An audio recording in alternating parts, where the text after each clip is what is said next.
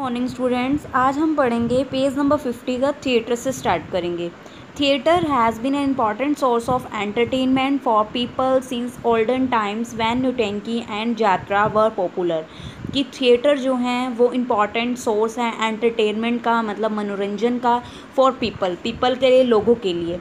When since olden times से, ठीक है। वैन नौटंकी एंड यात्रा वर पॉपुलर, इनमें से क्या है, जब नौटंकी और यात्रा जो थे पॉपुलर थे। They took up themes for mythology and every day life to entertain the masses. ये क्या करते थे, टुक अप का मतलब ये कोई भी विषय ले लेते थे, कोई भी थीम ले लेते थे, या फिर पौराणिक कथाओं से, या फिर डेली की लाइफ से एंटरटेन करने के लिए भी लोगों का मनोरंजन हो। The dramatization of Ramlila and Krishna Lila attract the thousand of peoples in both rural and urban areas even today. Dramatization जो नाटक है, रामलीला और कृष्ण लीला, जो अट्रैक्ट करता है, मतलब अपनी तरफ खींचता है थाउजेंड्स ऑफ पीपल, मतलब हज़ारों लोगों को, इन बोथ गाँवों, रूलर का मतलब होता है गाँव में, एंड अर्बन मतलब ठीक है, अर्बन मतलब शहरी एरिया को, इवन टूडे आज भी हम लोग क्या हैं, शहरों वाले या गांवों वाले क्या करते हैं, हम रामलीला देखने जाते हैं, कृष्ण लीला देखने जाते हैं। In modern times theatre drama has developed in wonderful art. Modern time में क्या था, थिएटर जो है एक ड्रामा है, वंडरफुल आर्ट बन चुका है। ये हमें क्रिएट्स करता है, it create awareness about challenge faced by our society and country. यह हमें क्रिएट अवेयरनेस बताता है, मतलब हमें जागरूक करता है about the challenge faced by our society और कंट्री, कि हम जो कि चैलेंज, हम कौन से चैलेंज को फेस कर हमारी कंट्री और सोसाइटी कौन से चैलेंज को फेस करती है। इट आल्सो इम्पार्ट एजुकेशन के ऊपर भी जोर देती है, आइडियाज़ के ऊपर, values and information effective and creative way.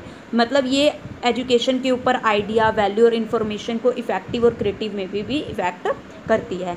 Theatre is very popular as it is establish contact between the actor and audience। Theatre क्या है, पॉपुलर है, बहुत पॉपुलर हो चुका है, मतलब प्रसिद्ध है। ये एस्टेब्लिश करता है कॉन्टैक्ट बिटवीन एक्टर और ऑडियंस के बीच में। देखो, अब जब आप थिएटर में जाते हो तो देखो, हम ऑडियंस हो गए, जो हम देख रहे हैं हम ऑडियंस हो गए, और सामने वाला क्या होगा, जब हम जहाँ पे हम देख रहे हैं वो वहाँ पे एक्टर शो करता है।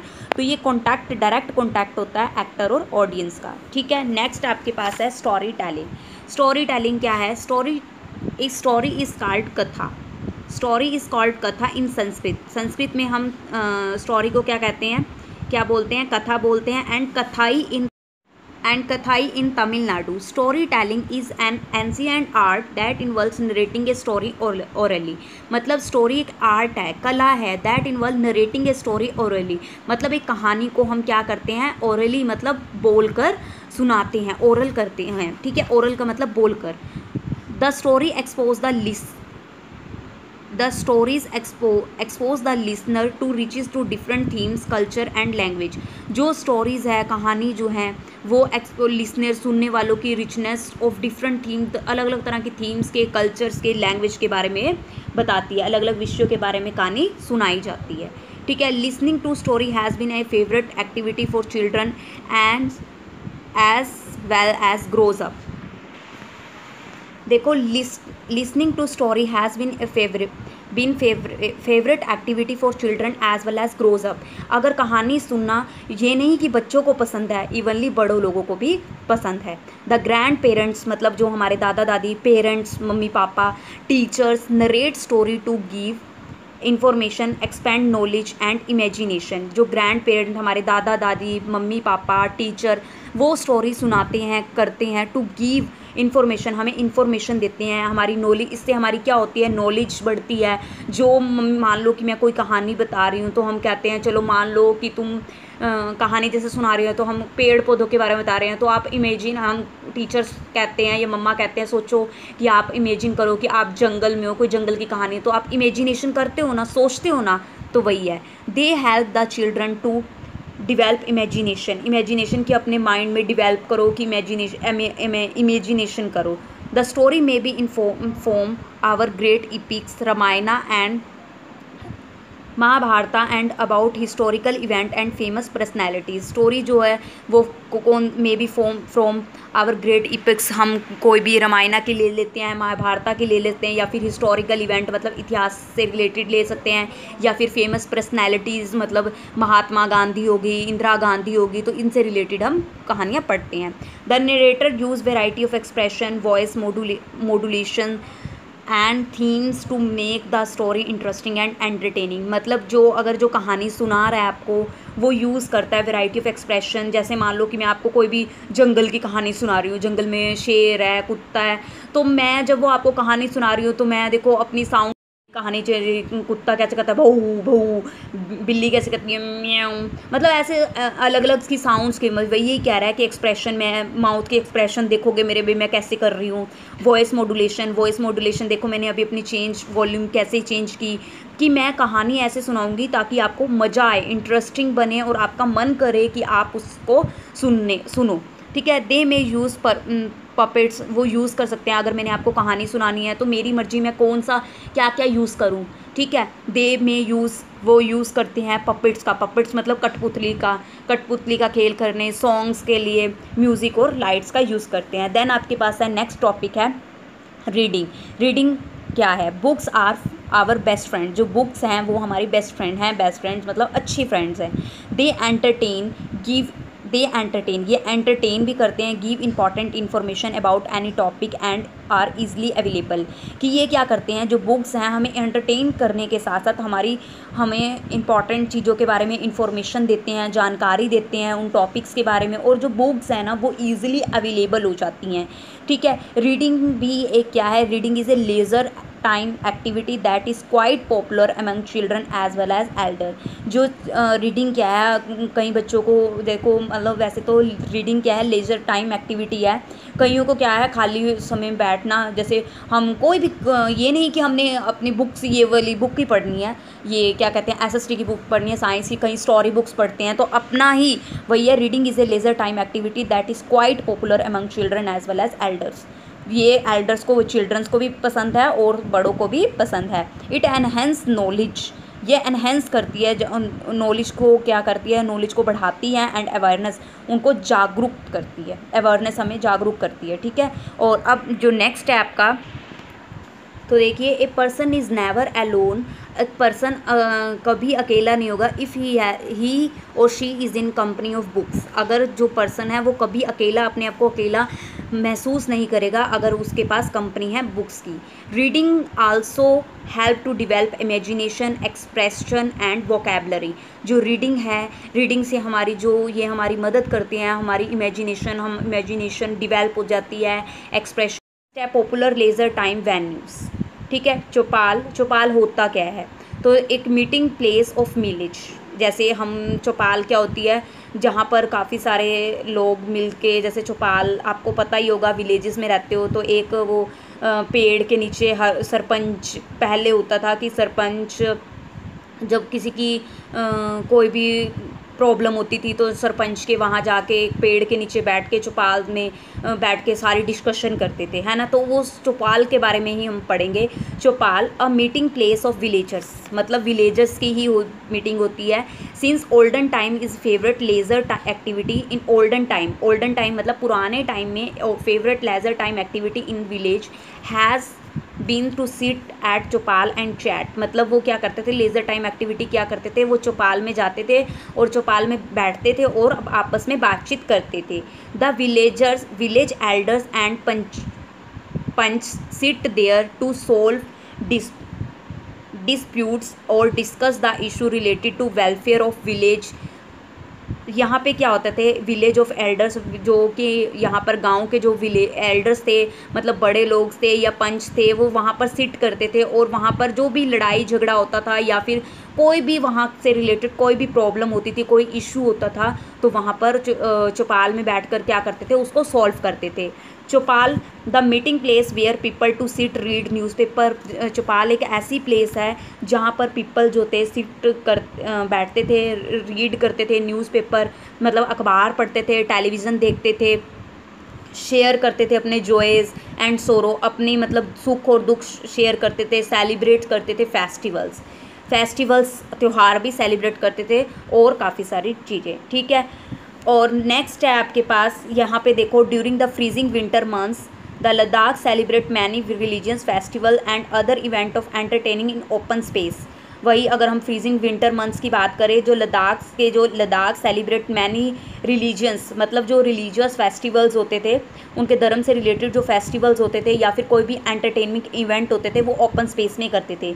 Buddhist hold dance, music and various other competition in, ठीक है, बुद्धिस्ट क्या करते थे यहाँ, और डांस करते थे, म्यूजिक करते थे, various competition in summer Ladakh eagerly look forward to polo and archery. ये देखो यहाँ पर ओपन एरिया में कर रहे हैं, ठीक है। उसके बाद है हम अर्बन वेन्यू के बारे में पढ़ेंगे। अर्बन वेन्यू, अर्बन का मतलब क्या है, अभी मैंने रूरल और अर्बन के बारे में बताया था, ठीक है। अब अर्बन के बारे में पढ़ेंगे तो देखो आपके अर्बन वैल्यूज़ के बारे में पढ़ेंगे। In cities and town most people get together at parks, banquet halls and market.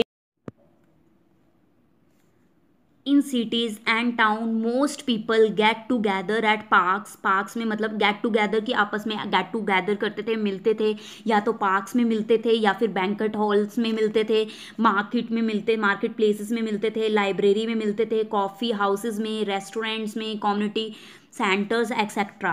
कि यहाँ पर सिटीज़ और टाउन में, शहर मतलब सिटीज़ का मतलब शहरे और टाउन्स मतलब कस्बे में जो लोग थे वो कहाँ में, या तो पार्क में मिलते थे या फिर बैंकेट हॉल में मिलते थे या फिर कहाँ मिलते थे, मार्केट के प्लेसेस में, लाइब्रेरी में, कॉफ़ी हाउसेज में, रेस्टोरेंट में, community centre etcetera. The important occasion for meeting are, ये इनका मतलब मिलने का मतलब अवसर क्या होता था, या तो ये मिलते कब थे, या तो वेडिंग्स मतलब शादियों में, या फिर फेस्टिवल सेलिब्रेशन या फिर कोई त्यौहार सेलिब्रेट करते थे तब मिलते थे, ठीक है। किटी पार्टीज में मिलते थे, lectures, workshop, exhibition, political meeting और just get together friends and family. मतलब ये जो लोग ये कब मिलते थे, अब मैंने आपको बता दिया, या तो वेडिंग्स में मिलते थे या फिर कोई अगर त्यौहार सेलिब्रेट कर रहे हैं तब मिलते थे, किटी पार्टीज़ में, वर्कशॉप में, एग्जीबिशन में, या फिर कोई पॉलिटिकल मीटिंग में गेट टुगेदर वो मिलते थे, ठीक है। Most of tradition leisure time activity are still followed in different parts of India. Most of traditional leisure time activity are still, अभी भी फॉलो की जा रही है in different parts of India. जैसे many new activities have also become popular, काफ़ी सारी new activity popular हो चुकी हैं, मतलब प्रसिद्ध हो सकती हैं। They are playing squash, volleyball, basketball, cricket, hockey, aerobics, visiting art gallery and listening music and कॉकरे।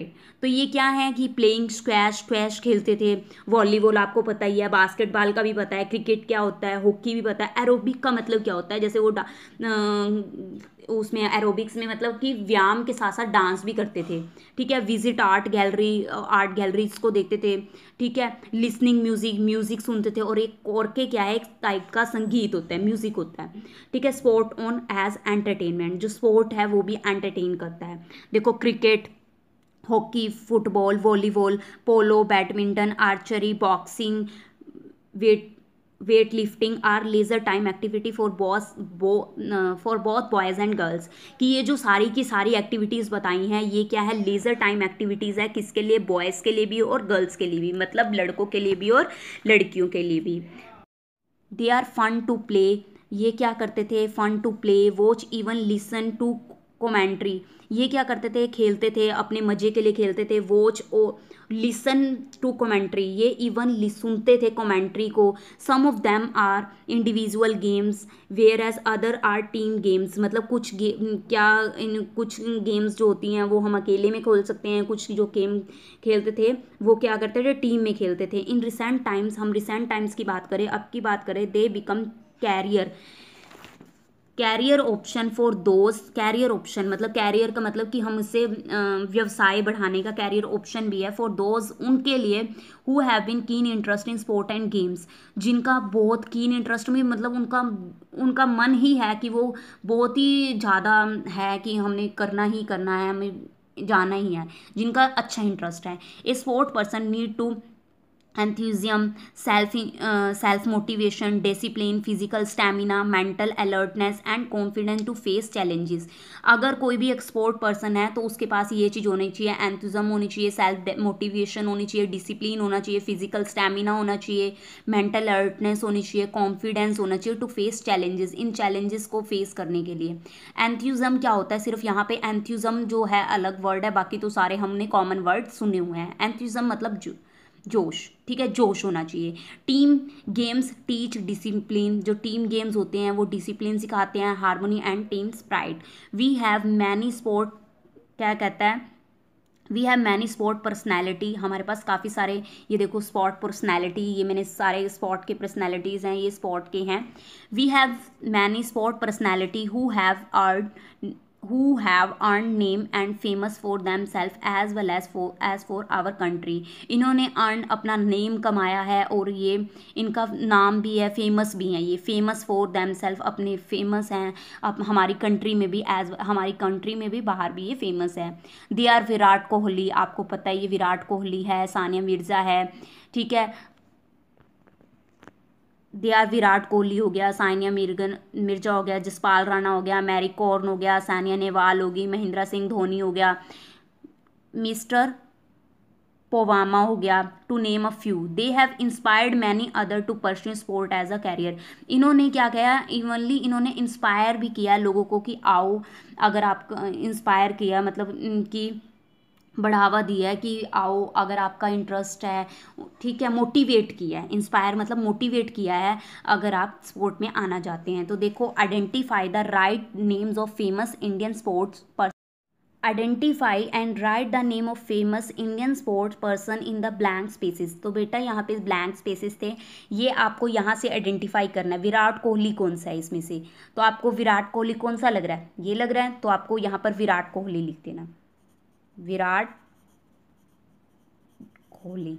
Sania Mirza, Sania Mirza है ही नहीं यहाँ पर, ठीक है, सानिया मिर्ज़ा नहीं है। जसपाल राणा, ये जसपाल राणा है, ये MS धोनी है, ये क्या है, मैरी कॉम है, ये क्या है, MR पोवामा है, ठीक है, और ये सानिया नेहवाल है, ठीक है। अब आपने क्या करना है, आज मैं आपको सिर्फ आपको D और E पार्ट के क्वेश्चन आंसर सेंड करूँगी, आज आपको सिर्फ वो राइट करने हैं, नेक्स्ट वीडियो में हम उसको लर्न करेंगे, ठीक है। उसकी वीडियो मैं आपको नेक्स्ट थर्सडे को भेजूंगी, ठीक है, जो थर्सडे आएगा तब भेजूंगी। तो आपने अब क्या करना है, उनको D और E पार्ट को सिर्फ राइट करना है।